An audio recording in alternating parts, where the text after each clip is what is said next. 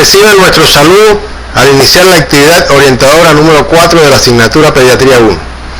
La misma tiene como finalidad estudiar a los recién nacidos considerados de alto riesgo, lo que les permitirá su identificación, así como orientar un manejo adecuado y facilitar la recuperación. No obstante, lo más importante es ayudar a disminuir su incidencia. Al concluir la actividad orientadora, serán capaces de identificar los factores que condicionan el alto riesgo neonatal, reconocer los elementos generales que permiten diferenciar el recién nacido pretérmino y bajo peso y las características clínicas fundamentales del hijo de madre diabética, toxémica, adicta y seropositiva. Identificar los elementos que conforman el diagnóstico de la asfixia perinatal, así como la conducta a seguir y el pronóstico en el neonato. Y formular el diagnóstico positivo y las orientaciones terapéuticas de los traumas al nacimiento. Antes de iniciar el estudio de los contenidos nuevos correspondientes a este tema, debe revisar los referentes a la asignatura Morfofisiología Humana 1, en los temas 1 y 2, referidos a la relación existente entre el funcionamiento adecuado de los procesos celulares y la importancia que representa el mantenimiento de la estabilidad para un nacimiento exitoso, así como los aspectos relacionados con el desarrollo embriofetal normal y patológico, teniendo en cuenta los elementos de la prematuridad y del crecimiento intrauterino retardado. También recordarán el contenido del tema precedente, que abordó los principales elementos acerca del recién nacido normal. Resulta necesario que conozcan que el recién nacido de alto riesgo es todo neonato que tiene un elevado riesgo de morir o de desarrollar una deficiencia física, mental o social que sea capaz de interferir con su normal crecimiento y desarrollo y con su capacidad de aprendizaje, como resultado de condiciones o enfermedades maternas, placentarias, fetales o del parto mismo. Es muy importante conocer los factores que determinan que un neonato es de alto riesgo. Entre ellos se relacionan los maternos como el estado nutricional, la ganancia de peso durante el embarazo, las enfermedades propias de la madre, la edad, la multiparidad y el periodo intergenésico, los antecedentes de otros hijos prematuros y de bajo peso, el uso de drogas, medicamentos, embarazos múltiples, así como el hábito de fumar y el alcoholismo. Dentro de los factores funcionales dependientes de la placenta y del cordón umbilical, encontramos los sitios de implantación, anomalías e insuficiencia vascular placentarias, el desprendimiento prematuro de la placenta, el hematoma retroplacentario y las alteraciones del cordón umbilical. Factores del propio feto, entre los que se encuentran las enfermedades cromosómicas, las malformaciones congénitas, la sepsis y las enfermedades propias del recién nacido. Y otros factores, tales como los patrones genéticos de la población, hábitos alimentarios, enfermedades endémicas, las características del clima, factores psicológicos, factores socioeconómicos y tradiciones culturales. Entre las principales condiciones del alto riesgo se encuentran el nacimiento antes y después del término de la gestación, el crecimiento intrauterino retardado, la macrosomía, la gemelaridad, enfermedades maternas como el RH negativo sensibilizada, la diabetes mellitus, la hipertensión arterial, las infecciones, cardiopatías, la epilepsia, la deficiencia mental y las colagenosis. Existen además otras condiciones de alto riesgo, menos frecuentes que las anteriores, que deben ser tenidas en cuenta no solo a la hora del nacimiento, sino para planificar el seguimiento de estos recién nacidos a nivel de la comunidad, donde serán atendidos y evaluados en su crecimiento y desarrollo, como el alcoholismo, la drogadicción materna, las presentaciones anómalas, la fiebre intraparto, la rotura de membrana 18 horas o más antes del parto, la asfixia perinatal, los traumatismos al nacer, las malformaciones congénitas mayores y enfermedades genéticas o metabólicas y las condiciones socioeconómicas deficientes.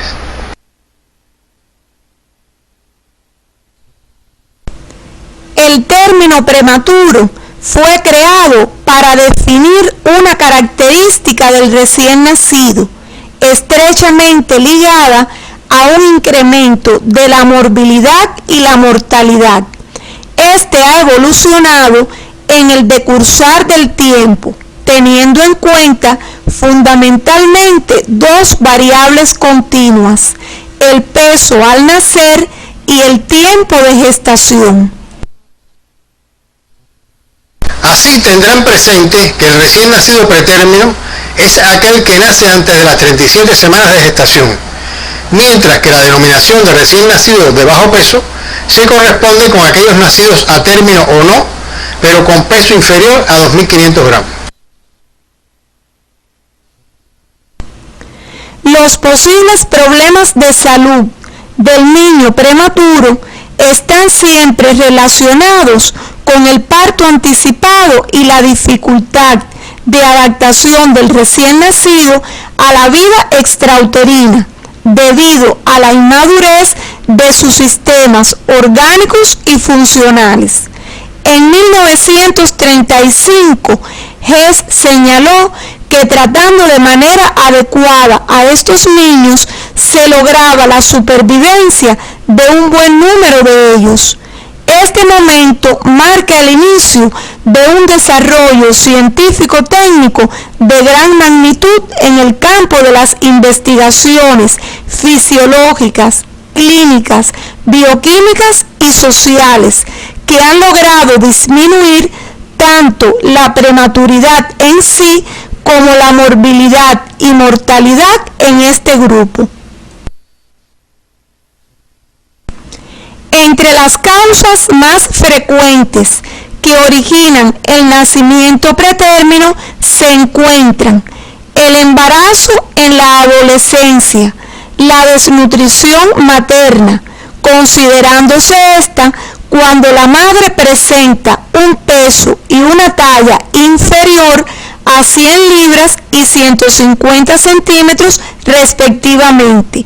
Existen otras causas como la ganancia insuficiente de peso durante la gestación, el hábito de fumar, los antecedentes de niños con bajo peso, los abortos provocados, la hipertensión durante el embarazo, la incompetencia ísmica cervical, los embarazos gemelares, la anemia y la sepsis cérvico-vaginal.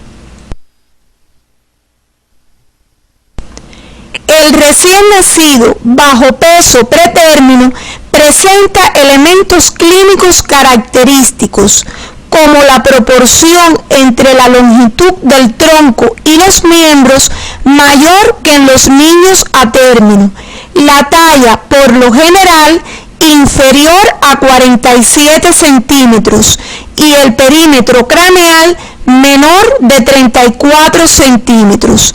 De igual manera, el perímetro torácico puede estar por debajo de 29 centímetros.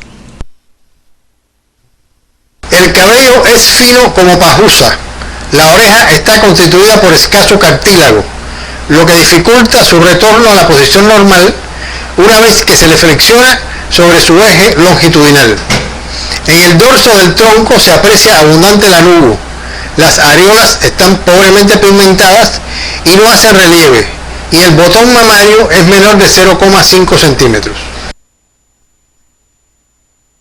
El color de la piel es rosado uniforme, su textura es fina y suave, y en los pretérminos inmaduros es de aspecto gelatinoso, de un color rojo intenso. Es más evidente la transparencia de los vasos abdominales que en el recién nacido a término. Los genitales de la niña se caracterizan por la protrusión de los labios menores, ya que los labios mayores no cubren bien el introito, en tanto que en los varones los escrotos están poco pigmentados, con escasas arrugas, y los testículos no están totalmente descendidos. Los pliegues plantares son escasos, con predominio en el tercio anterior. Estos recién nacidos son poco activos, con tono muscular disminuido y reflejo de succión pobre o ausente. La postura en decúbito es con menos flexión de los miembros que en el niño a término. Dentro de las causas más frecuentes de morbilidad en el recién nacido pretérmino encontramos la asfixia perinatal, la hipotermia, los trastornos metabólicos como la hipoglicemia, la hipocalcemia, la hiponatremia, la hiperbilirrubinemia, así como la enfermedad de la membrana hialina, la hemorragia intraventricular, la persistencia del conducto arterioso, la anemia y las infecciones connatales y adquiridas. El recién nacido bajo peso para su edad gestacional o recién nacido hipotrófico, también denominado crecimiento intrauterino retardado, es aquel cuyo peso está por debajo de la segunda desviación estándar para su edad gestacional, aunque ya cuando se encuentra por debajo del 10º percentil de la curva de crecimiento intrauterino existe un retraso moderado. Es importante tener en cuenta que el crecimiento fetal desviado puede tener lugar en cualquier momento de la gestación, por lo que un recién nacido hipotrófico o con SUR puede ser a término o no. El mismo se ha relacionado con la desnutrición materna, los factores ambientales y sociales, la pobreza y distintos factores socioeconómicos. En ocasiones puede ser considerado como un efecto generacional. El hábito de fumar incide tanto en el parto pretérmino como en el crecimiento intrauterino retardado. Te sugerimos profundices estos aspectos en el libro de texto y realices una tabla donde liste los factores etiopatogénicos que dan lugar al nacimiento pretérmino en una columna y en la siguiente los factores que dan lugar al recién nacido con crecimiento intrauterino retardado. En el recién nacido bajo peso para la edad gestacional o con crecimiento intrauterino retardado, estudiarán los elementos clínicos que lo caracterizan como la disminución de la masa muscular, más patente en los brazos, las piernas y los glúteos, la piel apergaminada y seca, a veces descarnada, principalmente en la palma de las manos y la planta de los pies. El pelo es grueso y sedoso, diferente al fino y escaso de los pretérminos. La facies es característica y ha sido descrita como senil e hiperalerta. Sus ojos, con frecuencia abiertos y con movimientos, pueden verse fijos cuando existe hipoglicemia. En la mayoría de las veces son capaces de succionar fuertemente y con buena coordinación de la succión-deglución. En el neonato hipotrófico no complicado se observa llanto fuerte, flexión de sus extremidades superiores e inferiores, control de la cabeza, así como los reflejos propios del recién nacido normal. Estos pueden ser simétricos o proporcionados, cuando presentan afectación de peso, talla y circunferencia cefálica, pero con proporción normal entre todos los segmentos. En ellos se presenta la velocidad de crecimiento reducida desde el inicio de la gestación, lo cual puede ser identificable desde el primer trimestre del embarazo. Los que tienen afectadas una o dos de dichas variables con relativa conservación del perímetro cefálico por mecanismos que protegen al cerebro se denominan asimétricos o desproporcionados y se asocian con el síndrome de sufrimiento fetal crónico. En entre las patologías más frecuentes que aquejan al recién nacido pequeño para su edad gestacional o SIUR se encuentran la asfixia perinatal, el síndrome de aspiración meconial, la hipertensión pulmonar persistente, la hipotermia, los trastornos metabólicos como la hipoglicemia, la hipocalcemia y la hiperbilirrubinemia, entre otras, así como la policitemia y las infecciones perinatales.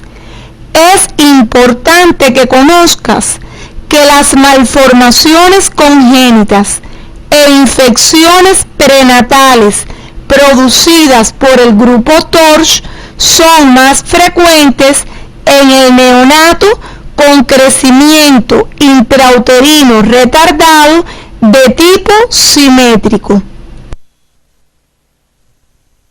Revisarán estos aspectos en el texto básico de la asignatura y en los materiales complementarios que aparecen en el CD.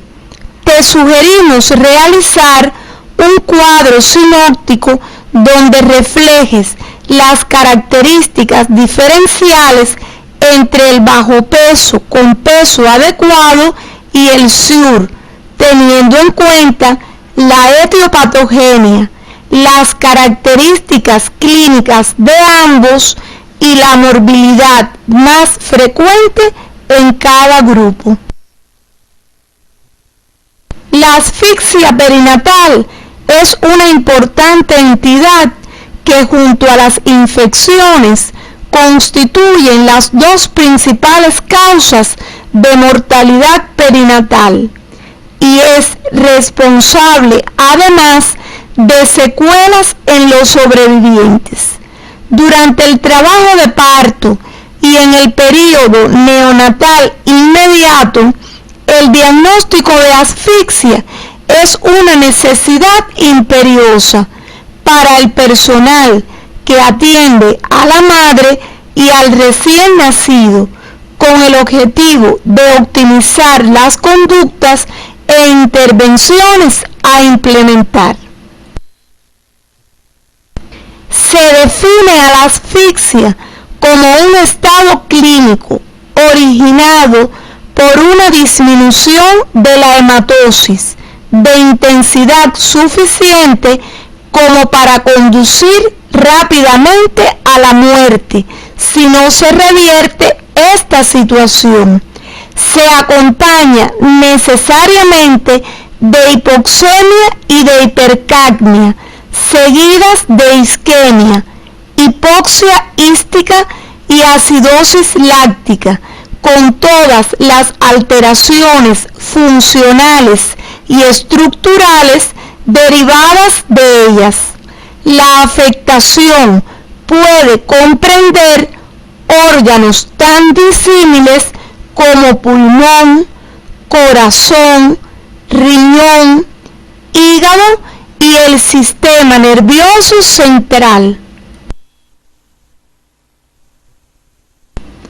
La asfixia neonatal que aparece antes del parto puede ser producida por hipertensión arterial en la madre, diabetes mellitus y crecimiento intrauterino retardado. Si es intraparto, puede deberse a alteraciones del cordón umbilical y de la placenta, a disdinamias uterinas, desproporción cefalopélvica y traumatismos al nacer. Si ocurre después del parto, puede ser secundaria a cardiopatías congénitas con hipoxemia o bajo gasto cardíaco, a enfermedades respiratorias graves, apnea recurrente y prolongada, así como al shock séptico con afectación cardiovascular. Para realizar el diagnóstico de la asfixia perinatal, es muy importante establecer las diferencias entre esta y la depresión neonatal. La depresión neonatal se diagnostica en todo recién nacido que presenta apnea o un esfuerzo respiratorio no adecuado en los primeros minutos de la vida extrauterina. Puede acompañarse de bradicardia, cianosis y diferentes grados de depresión del sistema nervioso central. La asfixia perinatal es más difícil de diagnosticar. Existen varias pruebas que se realizan antes del parto para evaluar el bienestar del feto. Durante el trabajo de parto pueden presentarse 3 signos fundamentales que nos hacen pensar en una asfixia. Ellos son la presencia o aumento del meconio en el líquido amniótico, las alteraciones de la frecuencia cardíaca fetal y los valores de pH bajos tomado de las muestras de sangre del cuero cabelludo del feto.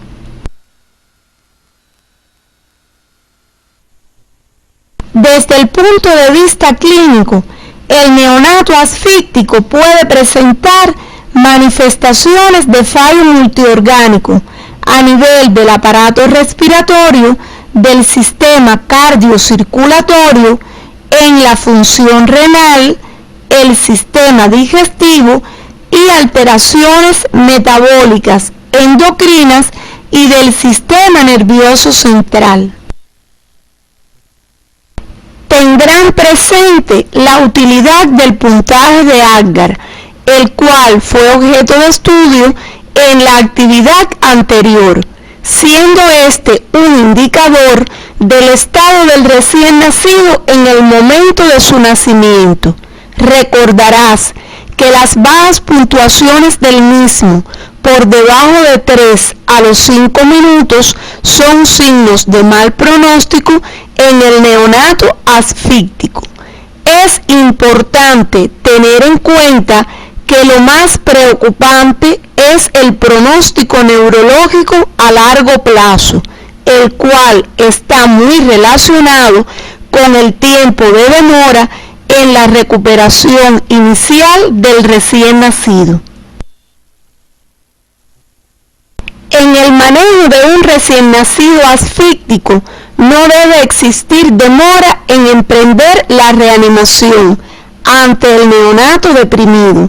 La secuencia durante esta será evaluación, decisión, acción y de nuevo evaluación.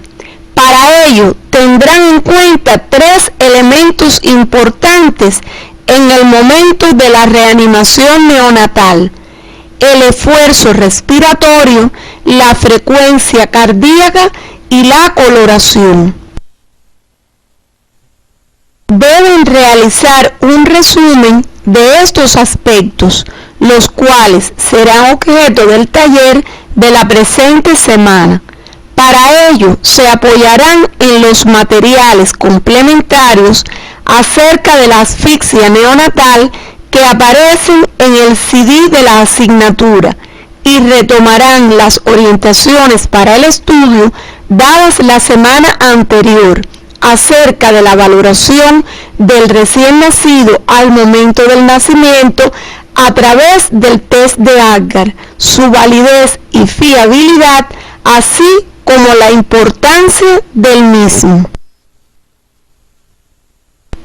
Otro elemento condicionante del alto riesgo neonatal lo constituyen los traumatismos al nacer o lesiones del parto, los cuales son considerados como un conjunto de lesiones anatómicas con diversas manifestaciones clínicas, casi siempre producidas por causas mecánicas durante el nacimiento.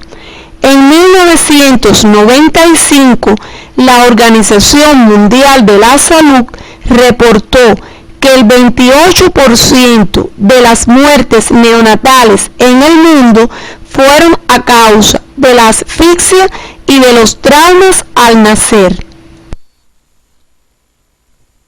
La morbilidad y mortalidad por traumas obstétricos han ido descendiendo considerablemente a lo largo del tiempo, sobre todo por la atención que recibe la mujer embarazada.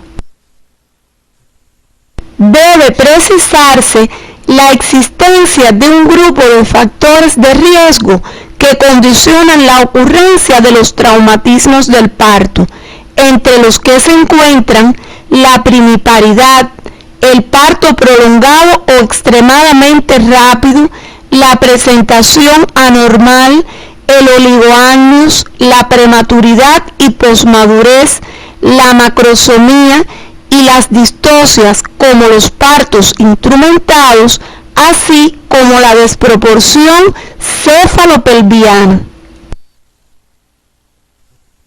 Estos traumatismos se clasifican en diferentes grupos, entre los que se encuentran las lesiones de partes blandas como las petequias, equimosis, heridas, excoriaciones, adiponecrosis subcutánea, bolsa serosanguínea, cefalohematoma y hematoma subcutáneo del cuero cabelludo. Pueden presentarse lesiones óseas, entre las que aparecen fracturas craneales, fracturas de clavícula, de húmero y de fémur. Pueden existir además lesiones viscerales y del sistema nervioso a nivel central, de la médula espinal y de los nervios periféricos. Es importante que reconozcan las diferencias que existen desde el punto de vista clínico entre la bolsa serosanguínea y el cefalohematoma, dada la frecuencia de estas lesiones y la necesidad de una adecuada orientación a la familia y la toma de una conducta correcta con el recién nacido. La bolsa serosanguínea o caput succedaneum consiste en un aumento de volumen difuso y edematoso de tejidos blandos en el sitio de la presentación y se debe a una infiltración serohemática de los tegumentos a ese nivel. Está presente desde el momento del nacimiento, no respetando las suturas craneales, desaparece en horas y no requiere de ningún tratamiento específico. El cefalohematoma es una hemorragia subperióstica que se presenta con más frecuencia en la zona de los parietales, respeta las suturas craneales y aparece horas después del parto. Puede ser fluctuante y delimitado por un borde levemente elevado, lo que a veces da la falsa sensación de una depresión ósea central a la palpación. La piel que lo recubre no presenta cambios de coloración, desaparece entre 2 a 4 semanas, aunque si es muy grande puede persistir hasta 6 u 8 semanas. Ambas entidades no requieren de una terapéutica específica, pero resulta importante que conozcas que el cefalohematoma puede constituir un factor agravante del ictero en el recién nacido. Estos aspectos serán abordados durante las actividades de la semana 6 relacionadas con el recién nacido patológico. Les recomendamos profundizar en estos aspectos revisando la bibliografía, los materiales complementarios y la galería de imágenes que aparecen en el CD de la asignatura, pues será objeto de la discusión de casos clínicos en la presente semana.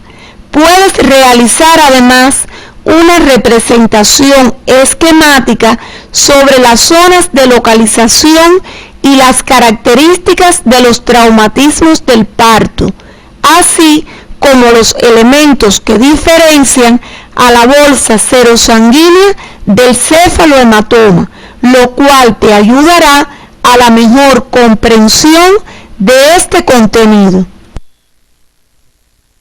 Finalmente, es muy importante que profundicen a través de su estudio independiente en las características clínicas y las complicaciones más frecuentes que pueden observarse en el hijo de madre diabética, madre toxémica, adicta y seropositiva, aspectos estos que aparecen detallados en el material complementario que se encuentra en el CD de la asignatura Pediatría 1.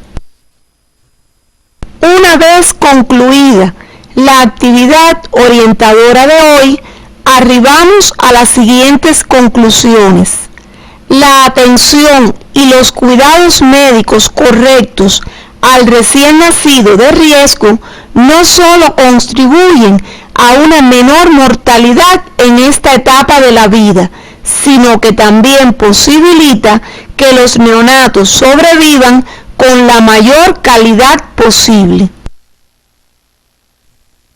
Diferenciar clínicamente al recién nacido pretérmino, al recién nacido con bajo peso y al neonato con crecimiento intrauterino retardado son aspectos fundamentales para el diagnóstico, manejo y seguimiento de los mismos. El diagnóstico de la asfixia perinatal es una necesidad primordial para optimizar las conductas e intervenciones a implementar. Los traumatismos al nacer pueden producirse a pesar de la asistencia obstétrica experimentada y competente, y sus manifestaciones clínicas, diagnóstico y orientaciones terapéuticas varían según el lugar de la lesión. Hasta aquí nos hemos referido a los elementos que les permitirán encaminar el estudio del neonato de alto riesgo, y continuaremos la próxima semana abordando las afecciones respiratorias neonatales y las infecciones en el recién nacido, entidades ambas que se presentan en la práctica médica diaria, las cuales, además de presentar una elevada tasa de mortalidad, están asociadas también a un número importante de secuelas indeseables, por lo que resulta fundamental su prevención, diagnóstico y posteriormente un seguimiento oportuno a nivel de la comunidad.